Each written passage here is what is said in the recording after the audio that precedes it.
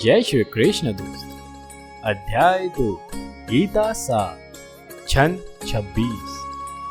अथ चैनम नित्य जातम नित्यम व मनसे मृत्यु तथापि त्वं महाबाहो नैनम शोचितु महर्षि।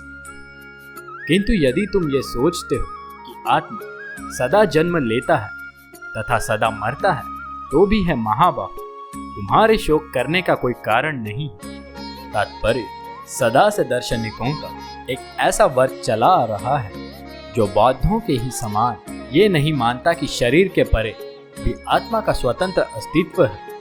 ऐसा प्रतीत होता है कि जब भगवान कृष्ण ने भगवद गीता का उपदेश दिया तो ऐसे दार्शनिक विद्वान थे और लोकायतिक तथा वैभावशिक नाम से जाने जाते हैं। ऐसे दार्शनिकों का मत है कि जीवन के लक्ष्य भौतिक संयोग की एक परिपक्व अवस्था में ही घटित होता है। आधुनिक भौतिक विज्ञान तथा भौतिकतावादी दार्शनिक भी ऐसा ही सोचते हैं।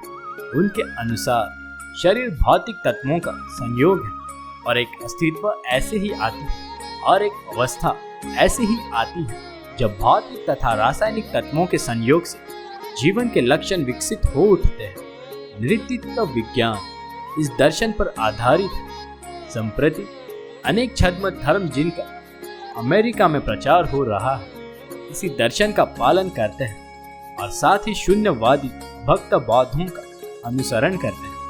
यदि अर्जुन को आत्मा के अस्तित्व में विश्वास नहीं था जैसा कि वैभाषिक दर्शन में होता है तो भी उसे शोक करने का कोई कारण न था। कोई भी मानव थोड़े से रसायनों की क्षति के लिए शोक नहीं करता था तथा अपना कर्तव्य पालन नहीं त्याग देता है। दूसरी ओर आधुनिक विज्ञान तथा वैज्ञानिक युद्ध में शत्रु पर विजय प्राप्त करने के लिए न जाने कितने टन रसायन फूंक देते हैं। वैभाषिक दर्शन के अनुसार आत्मा शरीर के क्षय होते ही लुप्त हो जाता है। अतः प्रत्येक दशा में चाहे अर्जुन इस वैदिक मान्यता को स्वीकार करता कि अणु आत्मा का अस्तित्व है या कि वो आत्मा के अस्तित्व को स्वीकार नहीं करता, उसके लिए शोक करने का कोई कारण न था। इस सिद्धांत के अनुसार क्योंकि पदार्थ से प्रत्येक क्षण असंख्य जीव उत्पन्न होते हैं और नष्ट होते रहते हैं, अतः ऐसी घटनाओं के लिए शोक करने की कोई आवश्यकता नहीं है।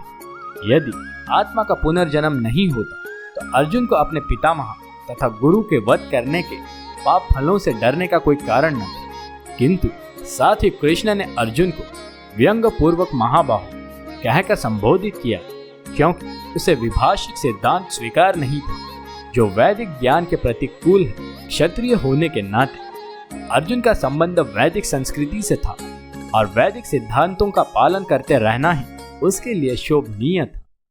जय श्री कृष्ण दोस्त।